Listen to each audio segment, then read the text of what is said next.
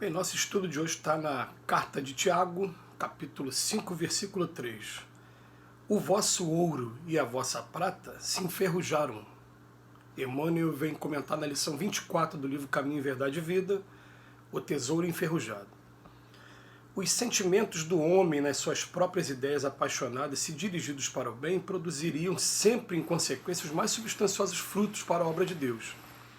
Em quase toda parte, porém, desenvolve-se ao contrário, impedindo a concretização dos propósitos divinos com respeito à redenção das criaturas.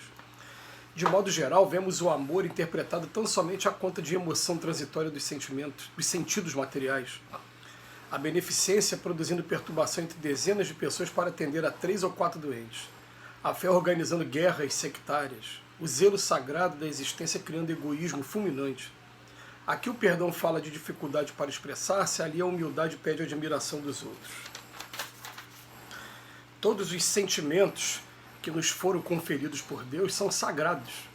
Constitui o ouro e a prata de nossa herança, mas como assevera o apóstolo, deixamos que as dádivas se enferrujassem no transcurso do tempo. Faz-se necessário trabalhemos afanosamente para eliminar a ferrugem que nos atacou os tesouros do Espírito. Para isso é indispensável compreendamos no Evangelho a história da renúncia perfeita e do perdão sem obstáculos, a fim de que estejamos caminhando verdadeiramente ao encontro do Cristo. Mais uma vez, Emmanuel vem usar o sentido figurado, pegando um trecho da carta ao Tiago, que fala do vosso ouro e da vossa prata que se enferrujaram, e ele fala assim, fala um pouquinho do tesouro material, mas ele vem falar principalmente do tesouro espiritual. O que seria o tesouro espiritual? O tesouro espiritual não é muito difícil de compreender, não, gente. Qual é o tesouro que nem as traças, nem os ladrões conseguem alcançar? É aquele que está dentro do nosso coração, é aquele que está dentro da nossa mente. Então é o quê? É aquilo que eu consegui aprender com os ensinos, os estudos que a gente faz. Por isso que estudar, né? Instruí-vos, jamais vos instruí-vos, diz lá o Espírito de Verdade. Estudar tudo o que a gente puder fazer. Tentar chegar à excelência dos nossos estudos. E a diferença que a gente faz na vida dos outros, o sentimento que a gente carrega com relação ao mundo, com relação às pessoas. O que a gente traz aqui, traça nenhuma consegue alcançar e ladrão nenhum consegue alcançar. E como a gente sabe que no dia do enterro não tem caminhão de mudança, nem tem gaveta no caixão, tudo que é material, inclusive esse corpo vai ficar aqui. Esse óculos vai ficar, esse celular vai ficar, tudo vai ficar. Só vou levar comigo o que eu estou levando aqui e estou levando aqui. Esse é o tesouro do Espírito. Ele vem falar para a gente inicialmente que a gente desvirtua, né, os frutos, né, na grande maioria. Né? Se a gente usasse sempre para o bem, a gente estaria sempre buscando um progresso, mas a gente perde muito tempo ainda desvirtuando os presentes que a gente recebe de Deus. E no segundo parágrafo ele fala assim: de modo geral, vemos o amor interpretado somente como uma emoção transitória de sentidos materiais, que é exatamente isso que a gente faz, né?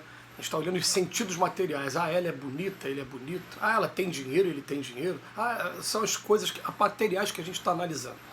Raramente a gente encontra pessoas que levam o tempo necessário através do namoro, do noivado, para conhecer espiritualmente aquela pessoa, saber como é que ela é calma, como é que ela é nervosa, como é que ela é ansiosa, para analisar os momentos, para ter uma noção de se tem condições ou não de conviver com aquela pessoa.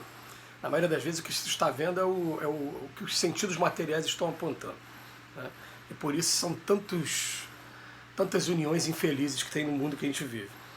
Aí depois ele fala, a beneficência produzindo perturbação entre dezenas de pessoas para atender 3 ou 4 doentes. É o ego da gente, querendo trabalhar, só quero trabalhar se for dessa maneira. E acaba não atingindo muita gente, como só um grupinho de pessoas.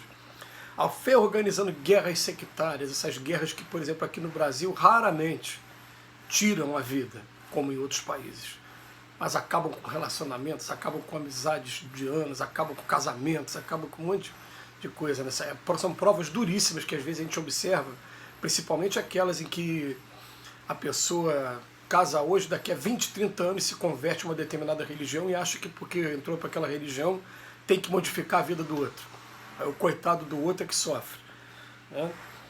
O zelo sagrado da existência criando egoísmo fulminante. Eu, para poder zelar pela minha existência, me torno uma pessoa fulminante. Ele fala também da dificuldade do perdão e da humildade, que é a admiração dos outros. Um amigo até brincando esses dias e falando assim, uma coisa que eu aprendi muito nos últimos tempos foi ser humilde.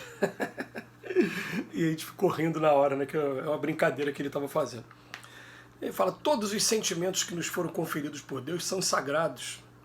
Então ele está chamando nesse momento de ouro e prata a nossa herança, mas ele está dizendo respeito aos sentimentos.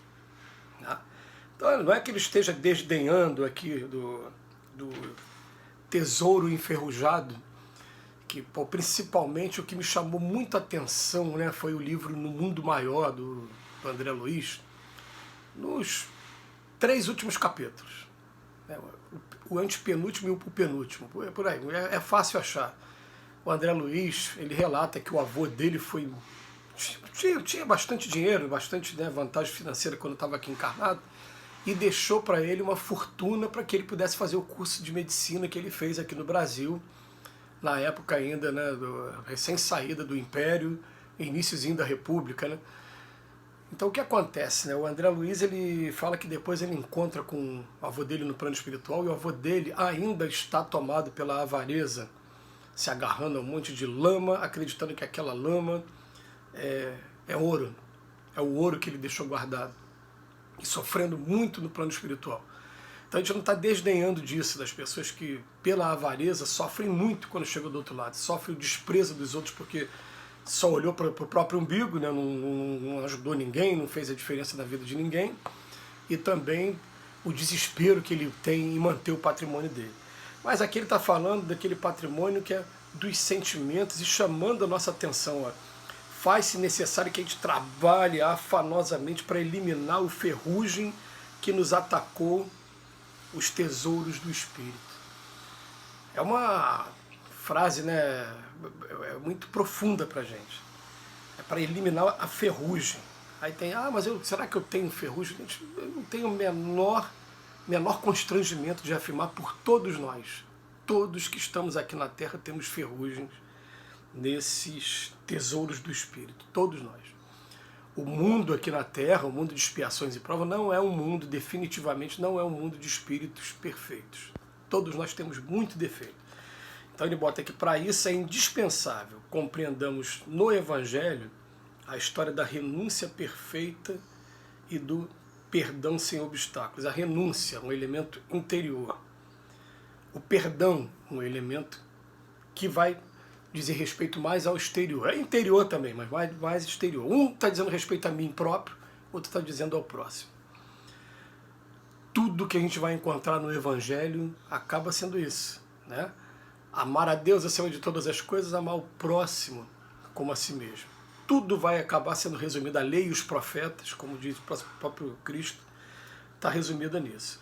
Então, da gente começar a olhar assim, o que eu estou fazendo comigo? O que eu estou fazendo com as pessoas ao meu redor? Eu estava pensando aqui antes de até fazer esse estudo mesmo, eu pensando, será que quantas pessoas nesse mundo até hoje já sofreram por causa de mim? Fiquei lembrando de alguns relacionamentos da minha mocidade, né, algumas coisas que aconteceram na minha vida que de repente a pessoa não se sentiu correspondida e chegou até a falar que sofreu mesmo.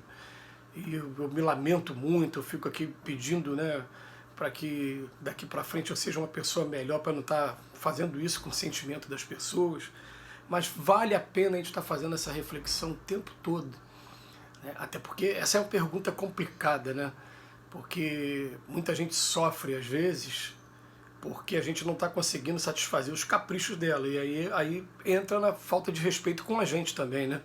Que a gente lembra naquele capítulo do dever, que está no Evangelho, fala assim, o dever começa onde eu devo respeitar o direito dos outros, mas termina onde eu também exijo que respeitem os meus, a minha individualidade. Então, se ser eu fizer alguém sofrer, essa pessoa é que tem que rever os conceitos dela, porque eu não vou poder deixar de ser eu, né?